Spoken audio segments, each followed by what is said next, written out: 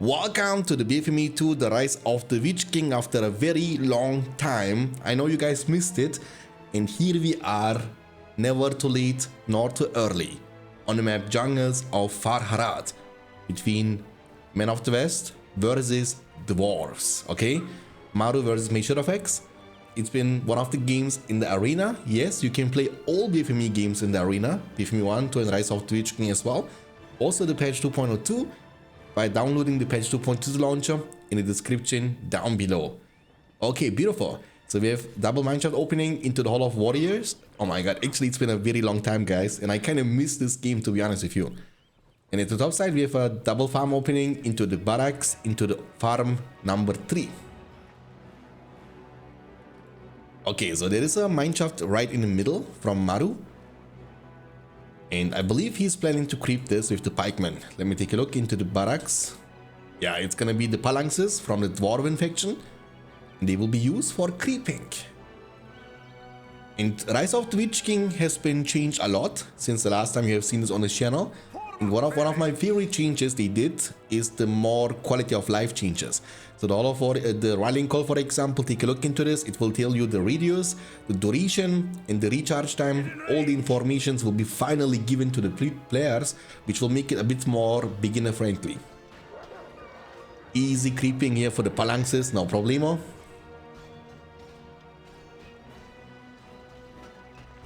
Take it down. Okay, so he's advancing with the builder. That's the pro side of playing the mobile factions like dwarves and also goblins. With mobile, I mean not the movement speed, but more the teleportation speed, because no speed can beat the teleportation speed. Okay, so they can now get out from this location and creep the straw layer too. In the meantime, the man player is able to find the builder and take him down with the soldier. Oh my god. Go, go, go.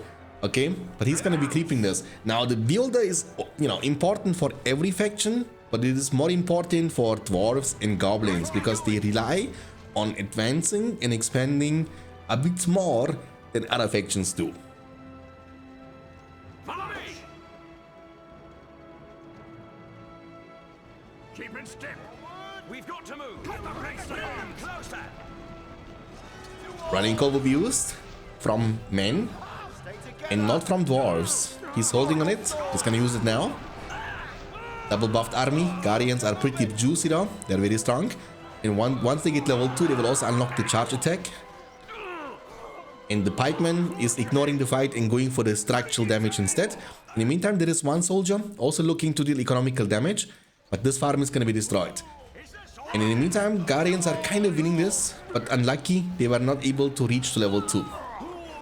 We see a lot of swordmen. There's the spam of the Rise of the Witch King, double barrack strategy against Hall of Warriors technology.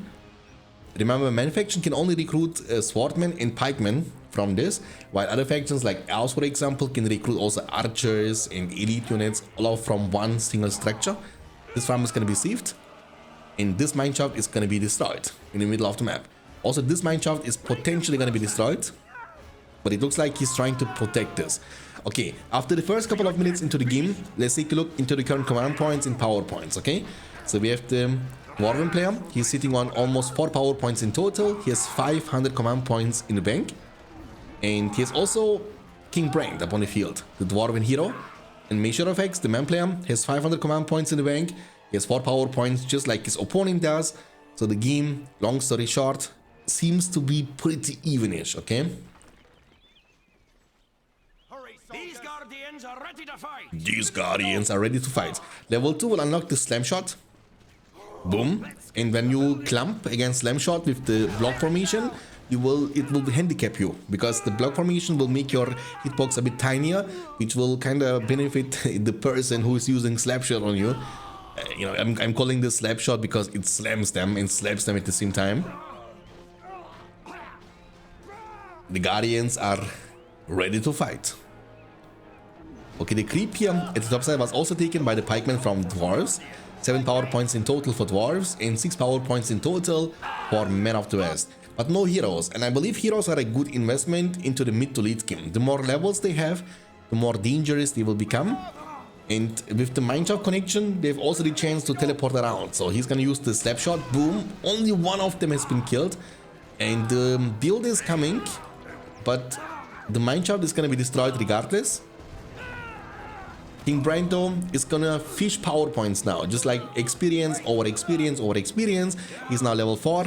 The Beastly Arrow, I believe he's not very good in this matchup, because there is not a beast you could get the chance to kill from the man faction, but it's more effective against evil factions, or also against eagles from the Elven faction, but man faction has no beast beside Gandalf. Gandalf the beast.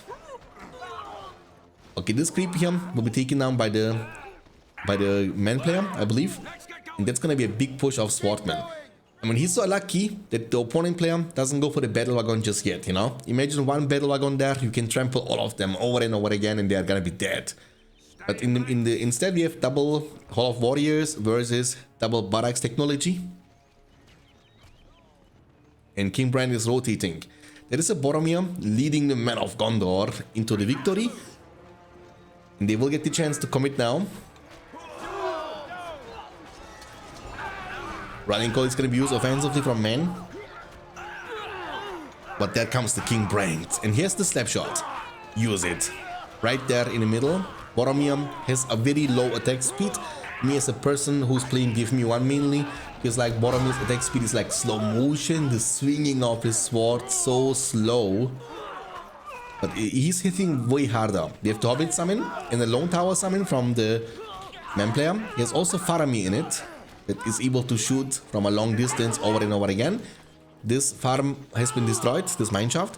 And the problem with the Dwarven faction is, yes, they can teleport around, but if they don't have the chance to do that, they are pretty slow, you know? They are pretty mobile, they need ages to walk from one location to another location. So that means they are heavily depending on the network connection from the mineshafts to just teleport around a little bit. Okay, this Guardians will also be able to destroy this farm. The damage is kind of nutty, but it looks like the dwarves are expanding over and over again. We have this orange points on the minimap. These are all mineshafts, which could be potential networks he can teleport to whenever he wants to. And we have 700 command points in total for Maru, the dwarven player. He has 7 power points in total after the Hobbit summon and Rallying Call. Then his opponent, the man player, has 550 command points available, and he has only 4 power points available after the Rallying Call in the Lone Tower. Lone Tower has a recharge time of 6 minutes, so it's a pretty long cooldown, but when you can keep this tower protected for 6 minutes, you have no limitations. You can have 10 towers if the game lasts for 60 minutes, you know? But remember, the dwarves are pretty good when it comes to destroy your structures. Their structural damage is kind of nutty.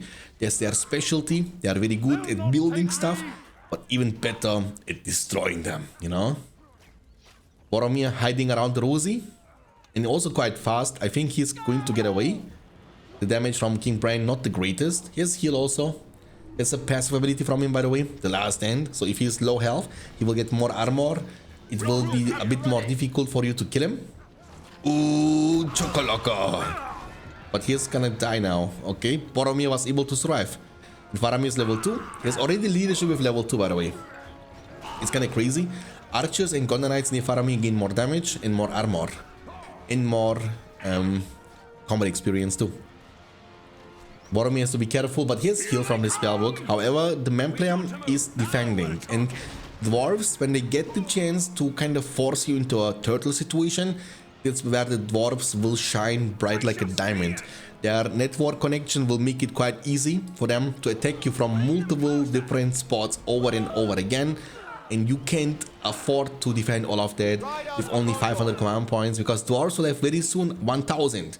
So double the command points means double the army, double the resource income, you know? In man factions, eco not looking too hot. Without the marketplace and grand harvest, your money will not be good by all means, you know? Ooh, what a trample. A trample time. Okay, there is a level 2 soldier, but he can't achieve too much. We have 14 power points for dwarves and 4 power points because he went for the heal for the man faction. Boromir is level 3, has also his leadership, which is pretty much This seems like Faramir, but it's only for the infantry. So it doesn't give leadership to the Knights of Gondor or to Rohirrim warriors.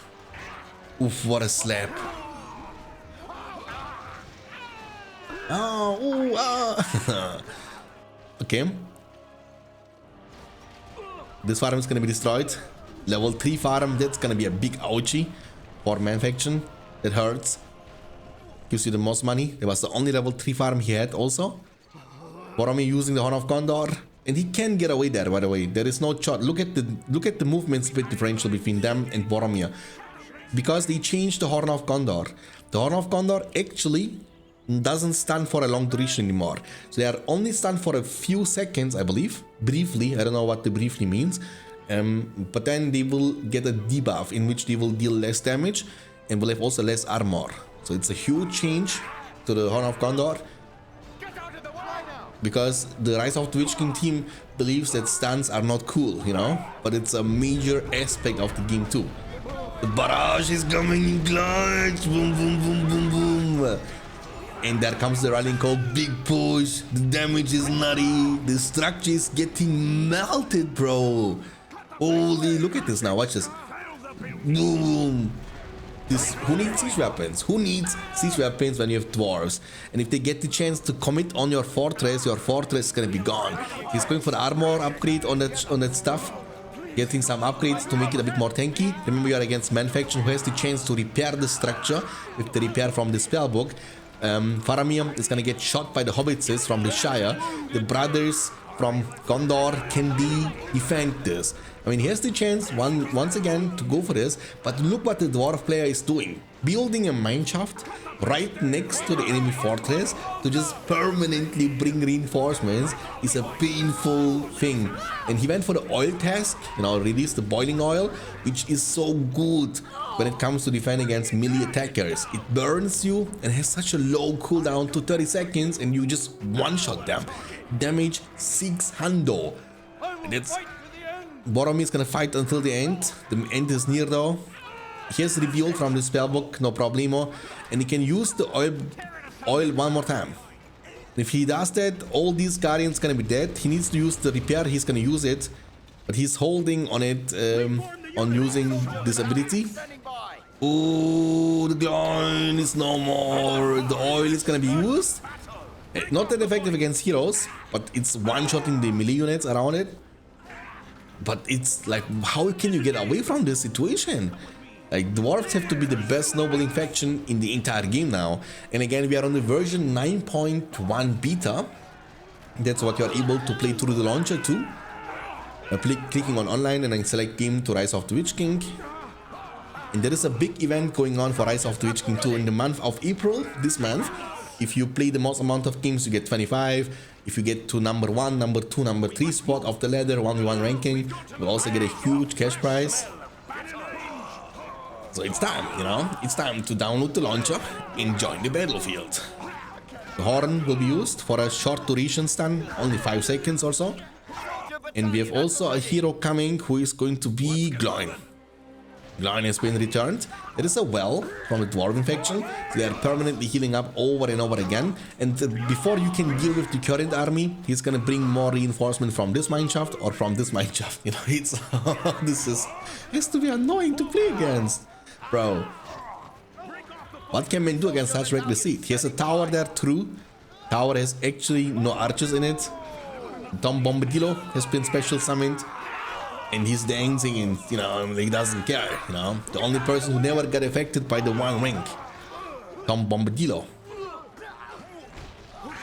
Punch him. Do it. Use your Sonic song. Send them to the next dimension. He's getting actually damaged. Now he can... boom! There is also King Dean. Actually, a good game though. We got to see lots of heroes. That's why I like this map. Jungles of Ararat is one of these maps because it's a big map, has much more possibilities and people have more money. They can afford to go for expensive stuff, you know. Level 2 Gloin has the slam. King Dean. I think King Dean low-key the best sportive hero in the game. When it comes to sport units, I think Elrond also one of them. But Elrond is more of a sport to heroes too with his Atelas and his restoration. But King Dean is like pure sport of units. Leadership, stubborn pride for the resistance to fear, might rage to buff your own army again. And you can also summon more units when you are level 8. But he's low. Somebody's shooting at him. Faramir, there comes the heal. Ooh, the charge into them. Ooh, he has Gimli now. Yes, Gimli now. Oof, Gimli. Oh, all the Dwarven heroes, by the way. We have Gimli, Gloin, Dane, and Bran. That's all the Dwarven faction have to offer. We have these 3 Dwarven heroes. The daddy, who is Gloin, the son, who is Gimli, and the king, who is Dane. And then there is a random King Brand, you know, who doesn't have anything to do with the Dwarven. Level 2. Aragorn has been recruited though. Oof, Aragorn is gonna fight until it's against his old friend. But there, Aragorn is so weak. Like, I don't know if he's weak or if he just seems to be weak. But his attack speed is so slow. Oh my god, they're chunking him, bro. There comes the Attilas. Attilas doesn't heal you immediately anymore. It's more overtime healing, but also in the description. Heal amount 100 per second, and it's active for 10 seconds. So you get, at the end of the day, you get the same value almost, but it's more delayed healing. So healing over time, which I think is a very good change, because I believe that healing is lame, you know? The thing that you can heal with some, especially Elven faction, for example, has like plenty of heals. So whenever you think, oh, I got him now, boom, Attilas. I got him now, boom, healing from the spellbook. I got him now, then boom, Attilas from Elrond. And he uses restoration to get it on off cooldown again, so you can use 2 more Attilas. You know, kind of crazy when you think about this. Okay, Gimli is level 3. When he's level 5 with the Slayer, he will one-shot. Not one-shot, but he will pretty much kill Aragorn instantly, you know? Gimli level 5 has to be one of the best heroes in the game. But, oh my god, I would have died with you, my king. Boromir and Aragorn side by side, ladies and gentlemen. Love to see that. Okay. Faramir drawing the sword. Oof, charge.